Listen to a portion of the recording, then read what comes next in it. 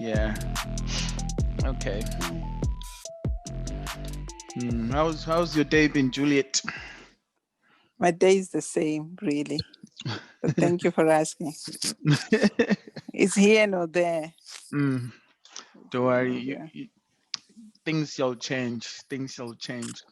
We keep praying. Mm, We keep praying. things shall change soon. Yeah. Who Mm. else is joining us? Do you know? No, it's just the three of us. Oh, okay. It is just Mm. the three of us.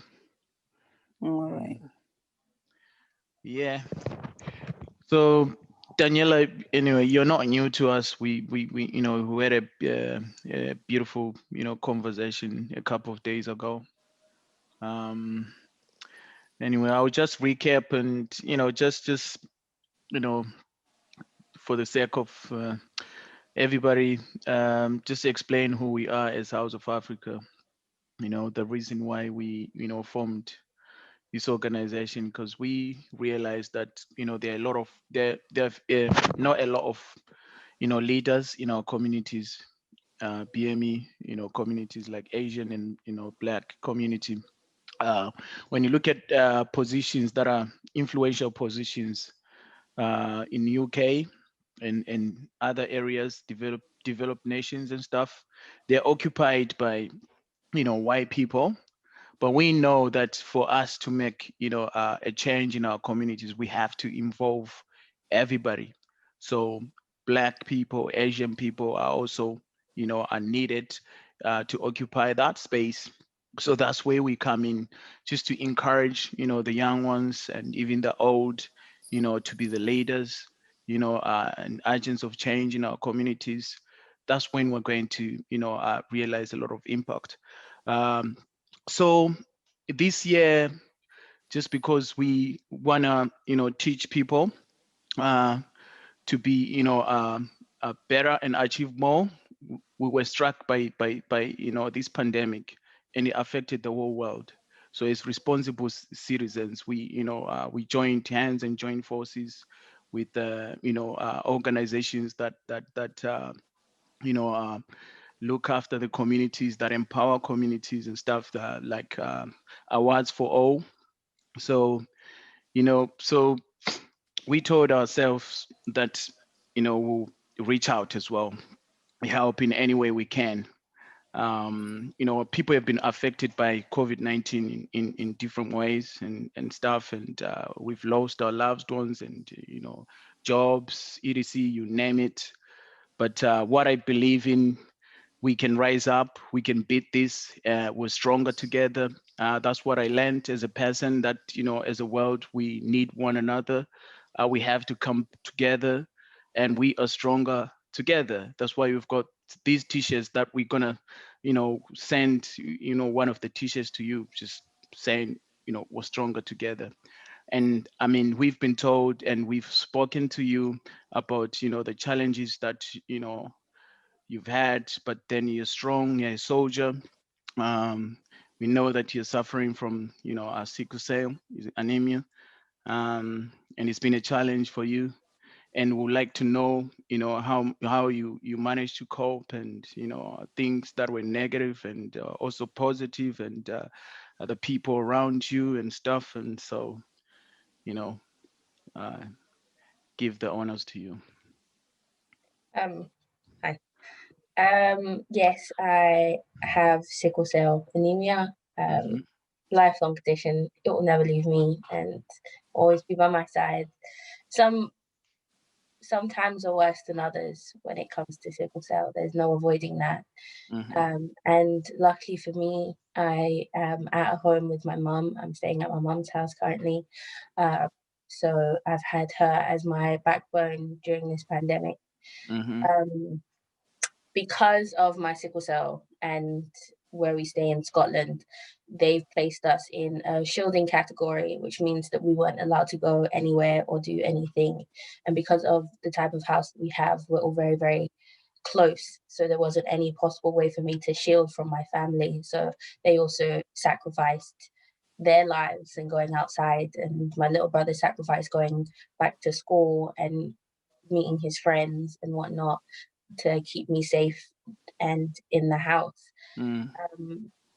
It didn't stop my sickle cell in any way, shape, or form. I still had crises. I still had pain.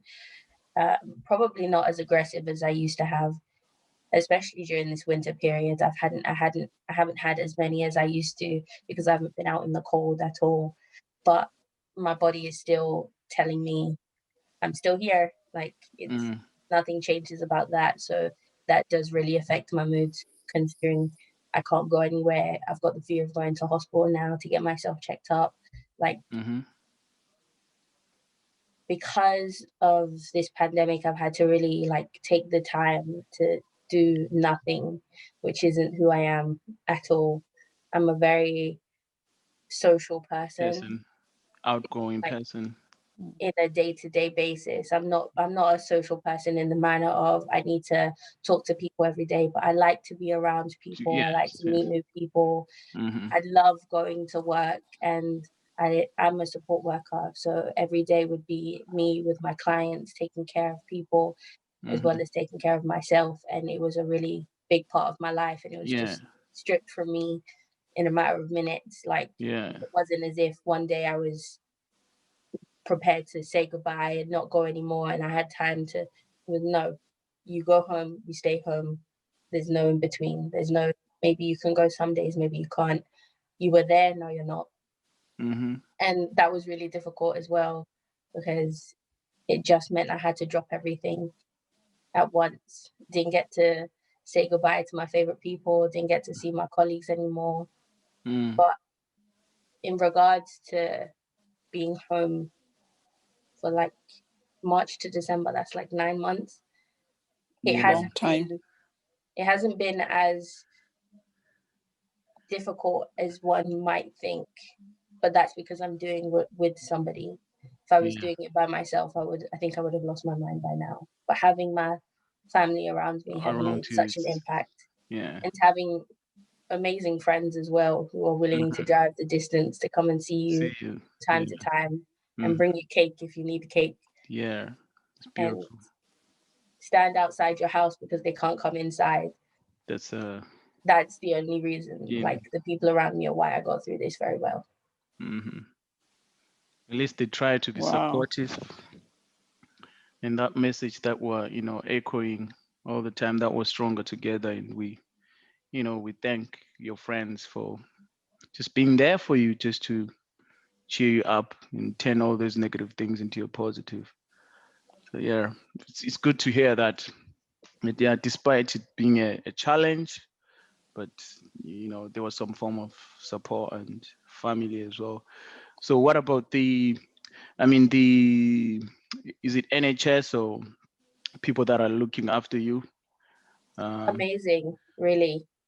Almost every month we receive an update on COVID in our area and whether or not we need to get a checkup, or if we need to take a test, or if for some reason any spikes have happened in our relatively close area.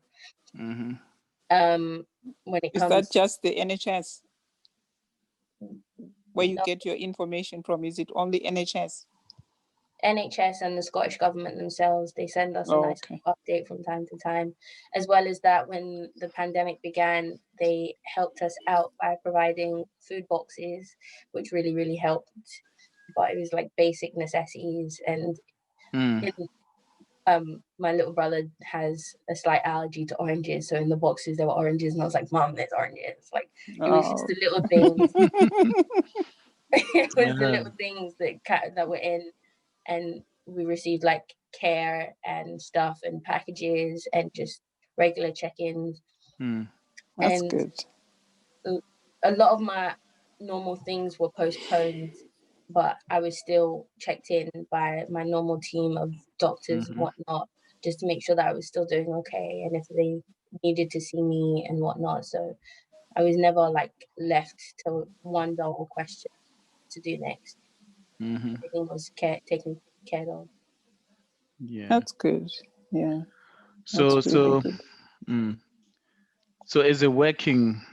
Because you used to work, earn some good money, and treat yourself, buying yourself some nice perfume and, all these other things. And most importantly, paying for your bills, like phone bills, etc. and stuff. And all that was taken away from you. So you're not getting any, money anymore.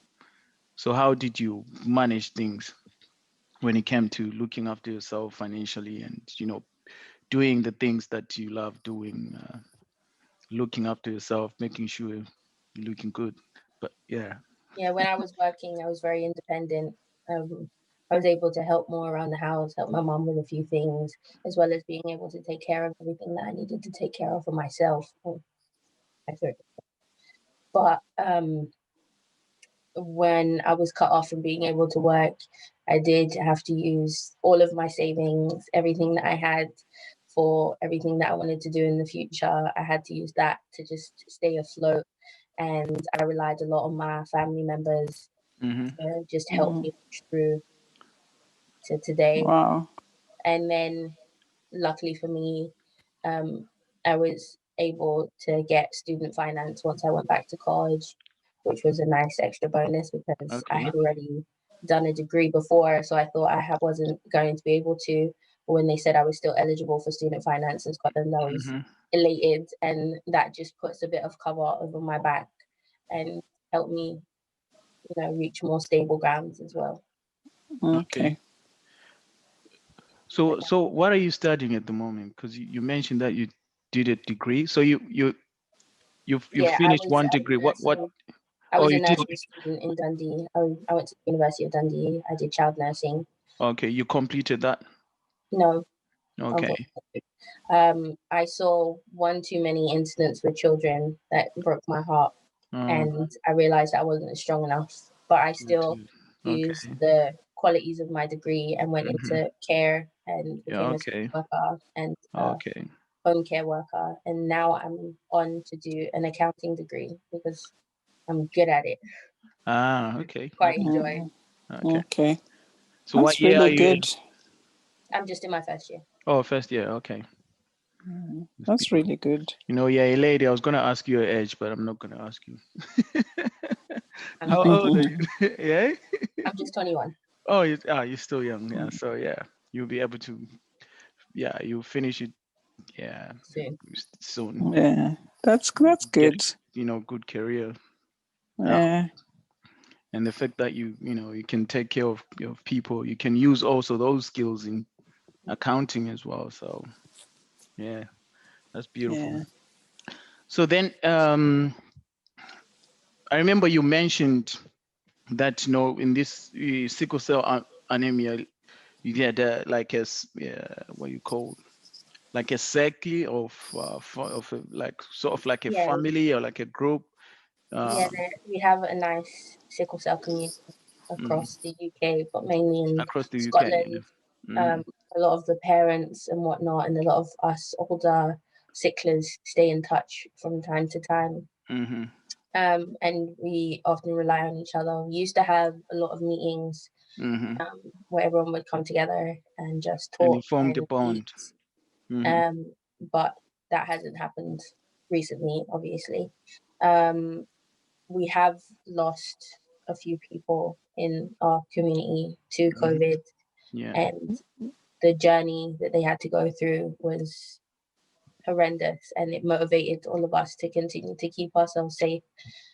Mm, Um, but personally, for me, I haven't lost anyone relatively close to me. I've not lost anyone in my inner circle. I've not lost any immediate family members, and for that, I am grateful. But in my community, it has hit some people very hard, and people mm. have lost children and Children. siblings, and Yeah. it's been Yeah. really unfortunate. Mm, We power through anyways, and we have mm, stayed in touch.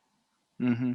So you you That's- you mentioned that in your circle, you know, uh, a- an 8-year-old Mhm, passed away. So obviously you guys had formed a bond. You're like a family in one way or another, or even if they were not your relatives or mhm. whatsoever. But Yeah. so, how did you feel? When that young person, passed away, knowing that you're also suffering from, the same. what hit me wasn't the fact that he had sickle cell. It was the fact of how young he was. It made me immediately look at my younger brother and be like, you're relatively close in age. If that had been you, I don't think I would have been able to cope. I don't think.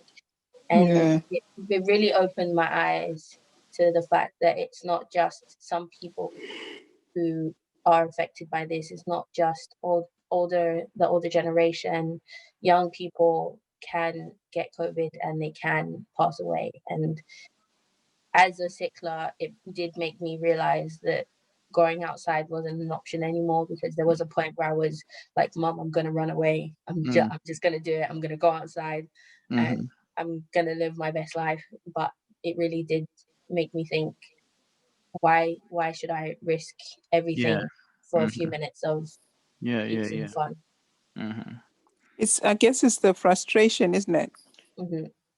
It's the frustration of that. Even most of us, we're afraid. We've got our own underlying health problems, but it's especially for you guys, it's elevated, so to speak.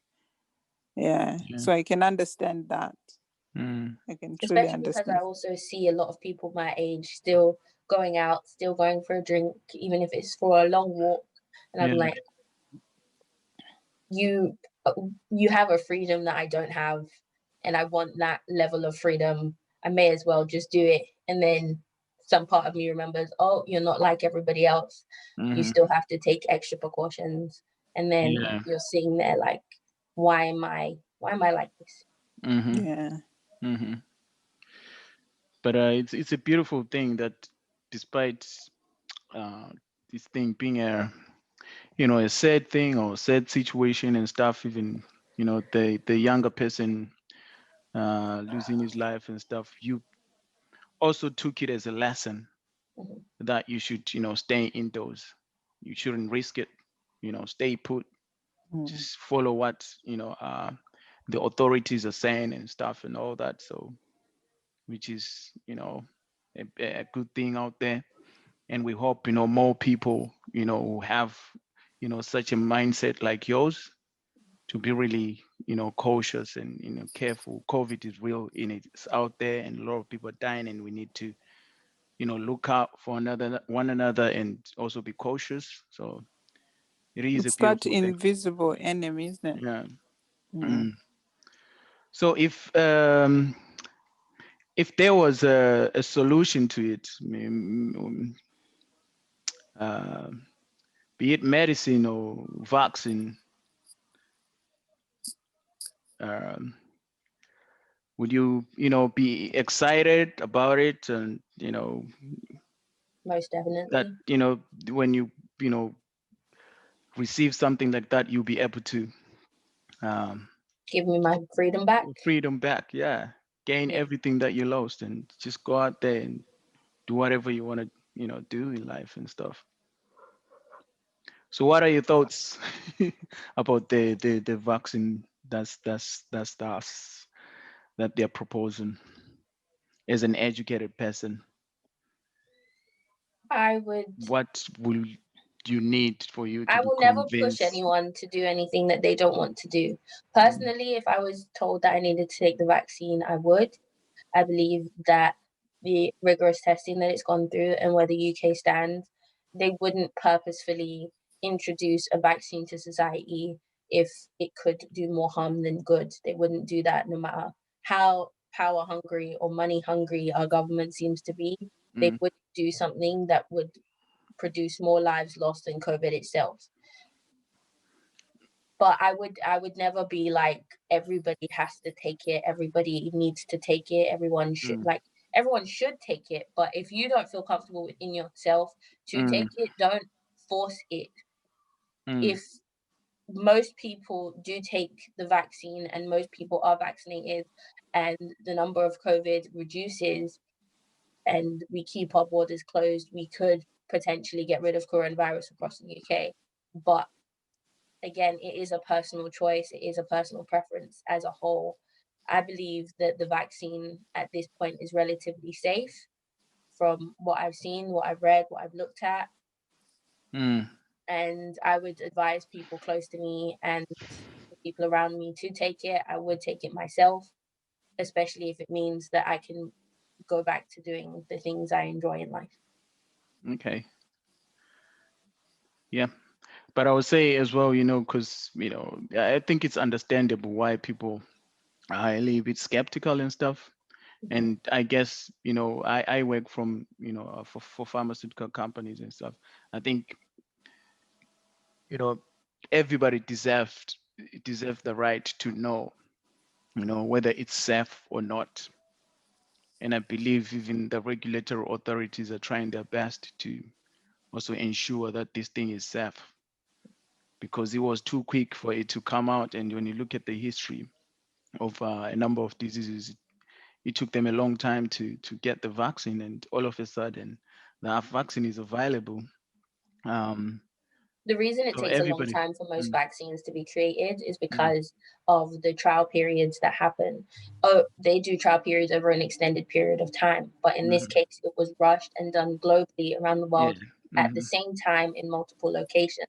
yes, But for a regular thing like the flu, they wouldn't rush it because yeah, the flu will always be around and it only mhm, hits at some points. But coronavirus is a global pandemic, so they need to do yes, whatever they can as fast as they can to mhm. ensure public safety. Oh, that's So beautiful. all the procedures that could possibly be done have been done. Hmm. It's just been done at an accelerated rate, which we haven't seen before because we've never gone through a global pandemic. Yes, yes, yeah, that's a good answer. That's beautiful. It's beautiful. And the Yeah. fact that a lot of resources were put into it, maybe that could be another reason why it was, accelerated and stuff. And again, we uh, lost a lot of jobs, and the economy is going down and stuff. And the more we prolong it, The worse it's going to get. yeah. So I I think think that everybody was aware of that. the scale of how quickly it escalated and shut down the world. I think we've got to really look at it from that point of view. That it's the chances of the vaccine not being safe are there, but Yes, I yes. don't think it's something that we should worry about, because if you don't have underlying health issues, and Mm, most people that don't have it, I think are going to come at the government as if they're trying to force this on us. Because we live in a place where people have choices. If you don't want to take it, don't take it.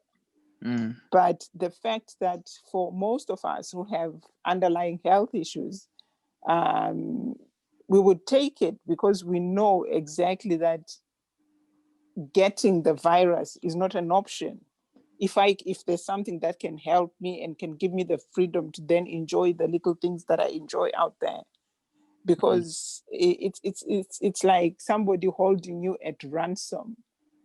You kind of like understand the person who goes to prison, Mhm. you know, in a kind of roundabout way. So if somebody says to you, okay, take this and get out of the gate, you would take it, until or unless you are some of those people who are just careless, and they think the virus is not even there, but although they know people are dying, and they are reckless people who are just making it so difficult for things to go back to normal and trying to minimize the spread of this virus. So mm. And people keep talking about the risks of the virus vaccine, like keep talking about the risk of the COVID vaccine. We won't know the risks until we see what the risks are, one. And yeah, there are absolutely risks with everything with every from medication, yeah. penicillin, one of the most globalized medications in the world. There are major risks with that. It can kill you if it wants to, depending on who you are. But Mm. it does. We don't see it every day because we don't know who affected by penicillin like this. We won't know how the corona vaccine will have negative effects until, again, it's distributed and it's testing safe across the board for most people with such slight risks. But with everything, there are side effects. So we can't just discount it because we're afraid. There's too many people who have lost their lives and too many people who would want to be here right now and take this vaccine for us to push it to the side and be like, oh, no. It's fair enough. That makes sense. People shouldn't be, skeptical. But again, questions, they have to be asked. Yeah. And answers, they need to be delivered to people. So, but yeah, we shouldn't be skeptical or scaremongering people and this and that. But yeah, so good. And also, there's quite a lot of people who've given their lives forward to be the first to be tested, for most of us to then get the vaccine. And I am sure there are people who have lost their lives being tested. So we need to appreciate. Yeah, we get there. What's everyone doing? Where's your mom? Is your home and your sisters? For me? Yeah. Your mom My family's upstairs right now. Okay. So it's your mom, your young brother, and who else? I have an older sister, but she lives in Dundee. Oh, she lives in Dundee, so she visits now and everything. What does she do? She's doing a master's degree in something. What's something? You don't want to tell us. I don't know. Oh, you don't know. Okay. Yeah. So what are you guys doing for Christmas? Oh. My mom's already got her Christmas decorations. You can't see it from where we are, but this side of the living room is just, there's a Christmas tree right next to me here. She's got stockings, tinsel, lights, everything, the full shebang. She won't let Christmas die this year. Okay, yeah, that's that's. But we're keeping it small. That feeling. We're not doing anything big. We're just going to eat, celebrate. You're not inviting loads of people, cousins, and just have to follow the rules a little bit. Yeah. So good. Okay, that's good. Yeah, it was good to just hear from you. How you managed it, all the positives and some of these other negatives that are there that you managed to just to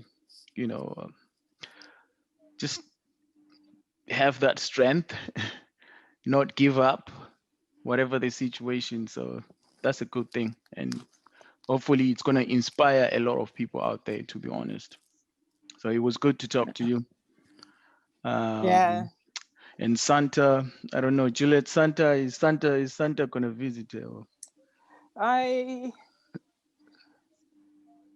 Have you done your shopping list, Daniela? The only thing on my shopping list, there's a few. I want a heated blanket, a PS5, and a new mattress. Hey, you do down. PS5. Slow down, please. I hit a heated blanket. Yes. A PS5. Yeah, so you're into PS5. A new mattress. Are you writing down, Case? Yes. I had the heated blanket. I'm like, heated blanket, PS5. Did she do PS5? I thought PS5 was for boys. Never you mind. You just write down. And what else is on your list? No, I had a heated blanket. Daniela, heated blanket, PS5, and what else? There were 3 things. A new mattress. A new mattress. Yes. Okay. My bed. Is that a double bed? Is it? I think so. Yeah. Mattress is in like that. A mattress, big a bed thing mattress. with the okay. I've had my mattress since we moved into this house. Well, since before we moved into this house. She's tired. I'm tired. We have way too much time together this year. I separate. Want to go our own ways. So what size is your bed? She said a double bed. A double. Bed. Double bed. Yeah. Okay. Okay. All right. All right. Santa will visit you. Hopefully when We'll let when Santa he gets know. we'll let Santa But know. if your house doesn't have a chimney, We do, but it's not connected. Not anymore. okay. We'll let Santa know that please. That unfortunately there's no chimney, but hopefully Santa will visit. Yeah. Okay. All right. Thank you. Thank you very much, A Daniella. nice one. Take Okay. care Keep and well. have a good evening. You too. Say hi to mommy, young Hopefully brother. we'll see you soon. See you soon, Auntie. Okay. Take care. All right. Lots of love to your mom and your brother. Bye.